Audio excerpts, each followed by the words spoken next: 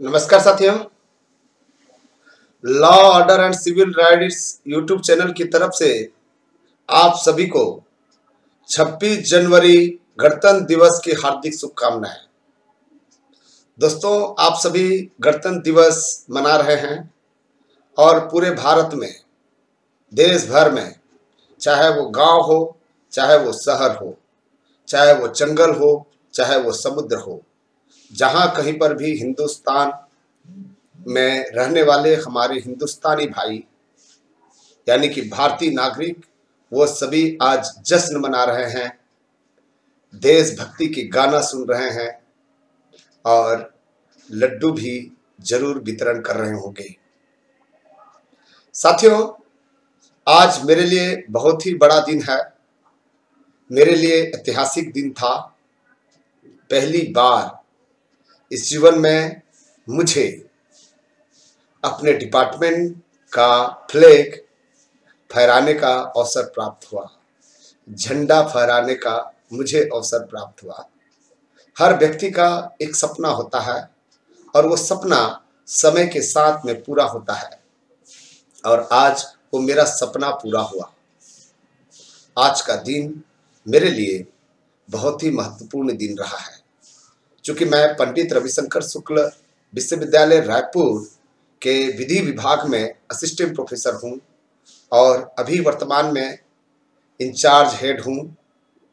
और हेड होने के नाते आज मुझे डिपार्टमेंट का झंडा फहराने का अवसर प्राप्त हुआ। हम आपको वो वीडियो दिखा रहे हैं कि जो मेरे एक स्टूडेंट ने इनको वीडियो रिकॉर्डिंग किया हुआ है, वो आप देख लीजिए, यहाँ पर चल रहा है।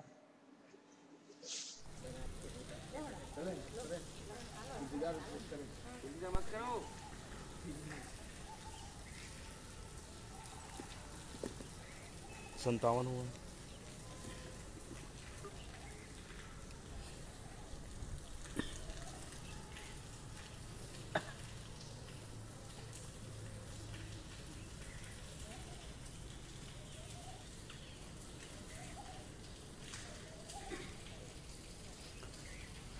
बोलो भारत माता की तिरंगे झंडे की जय।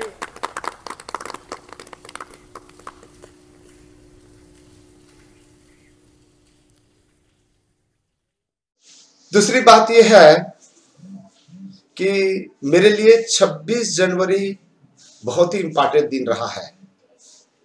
मैंने आज के दिन ही कसम खाया था कि मैं विधि के जानकार बनूंगा और उसी दिन पहली बार संविधान पढ़ा था।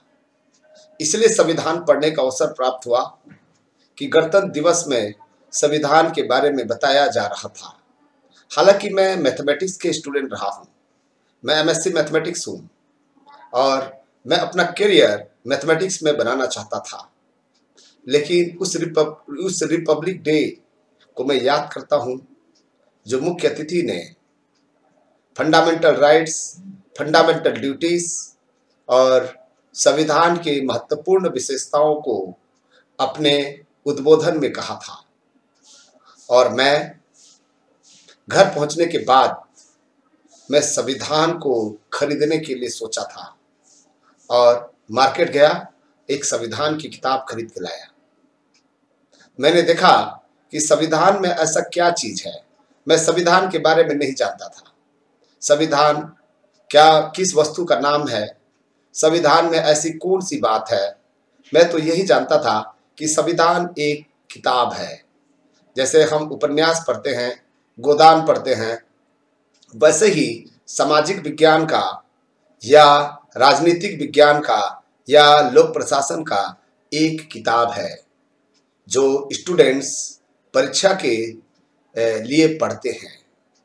लेकिन जब मैं उस पुस्तक को पढ़ा, मेरे नज़र में तो एक पुस्तक ही था। जब मैंने पढ़ा तब मेरे दिमाग में एक बात घर कर गया कि अब मुझे संविधान ही पढ़ना है। और संविधान पढ़ने के लिए मुझे एलएलबी करना था और मैंने एलएलबी में एडमिशन लिया, बाद में एलएलएम किया और एलएलएम में मेरा जो स्पेशलाइजेशन था वर्ल्ड कॉन्स्टिट्यूशन था, विश्व के संविधान।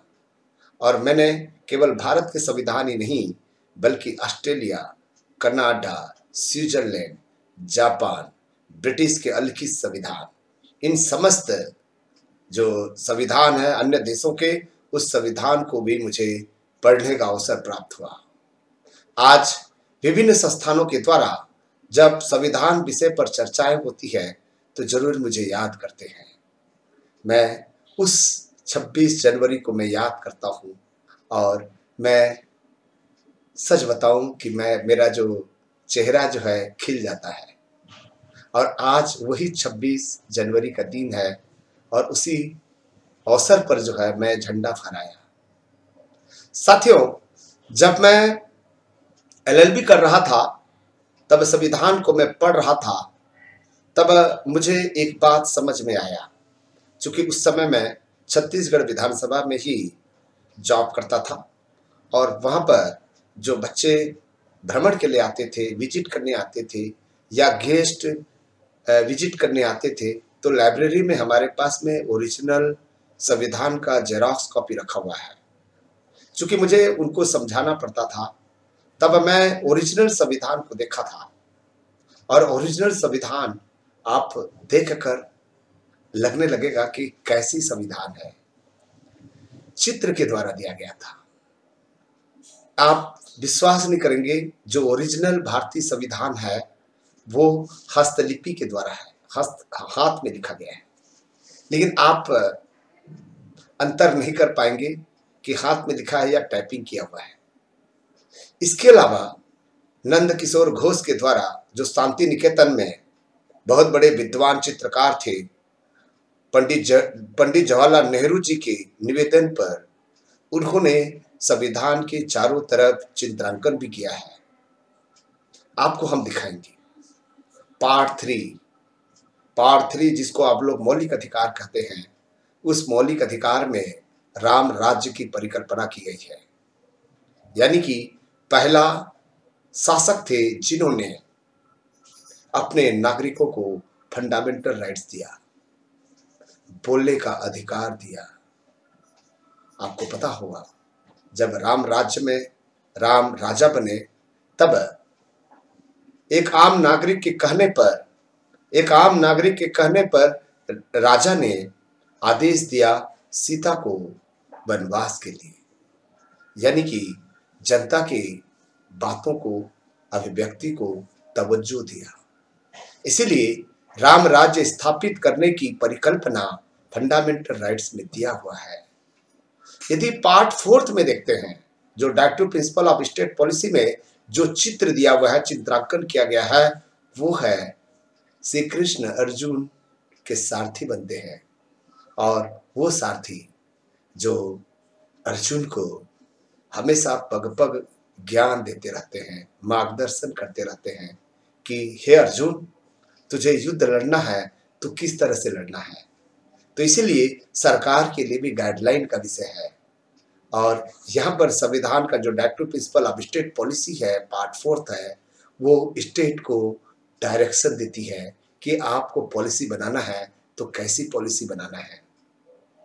यदि आप संघ और राज्य, संघीय व्यवस्था के बारे में पार्ट 5 देखेंगे, पार्ट 5 में यहाँ पर भगवान गौतम बुद्ध के जो उनके स्टेटमेंट है, उनकी जो कथन है, जो अपने जो शिष्यों को मार्गदर्शन कर रहे हैं, संघीय ढांचा के बारे में गौतम बुद्ध जी ने अपने जो मगध साम्राज्य में स्थापित किया था, उसको जो है पार्ट 4 में उसको चित्रांकन किया गया है।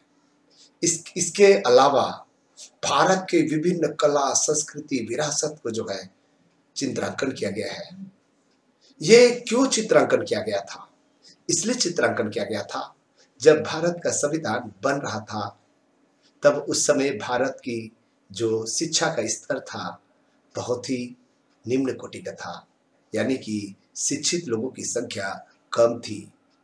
तो उन्हें भारत के संविधान के बारे में जन जागरूकता लाने के लिए जो पढ़े लिखे लोग नहीं थे, जो संविधान को पढ़कर समझ नहीं सकते थे, उन लोगों के लिए, उन लोगों को चित्रों के माध्यम से संविधान के महत्व को समझाया जा सके।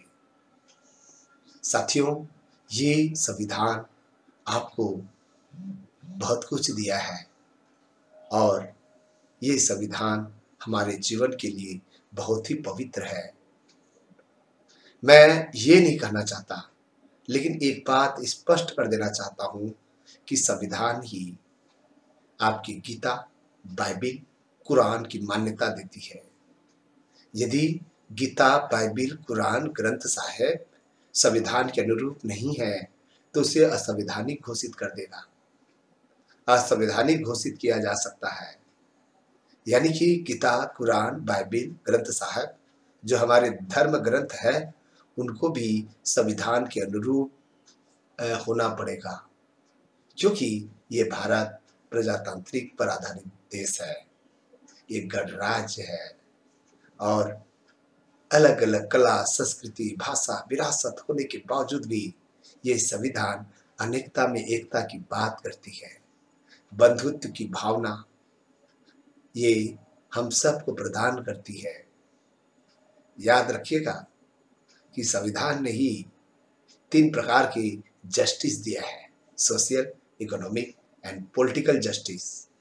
ये जस्टिस जीवन के लिए बहुत महत्वपूर्ण है। यही संविधान ने हमें मौलिक कर्तव्य भी दिया हुआ है। यही संविधान ने हमें शासन संचालित करने की गाइडलाइन दिया हुआ है। इसी संविधान के अनुरूप ही विधि शासन बनाना है और देश को विश्व गुरु बनाना है, देश को विश्व के शिखर तक ले जाना है, देश को बंधुत्व की भावना सिखाना है, एकता और अखंडता की पाठ सिखाना है। मेरा एक संविधान की गीत है, उसको सुन लीजिए थोड़ा सा, एक लाइन। संविधान ने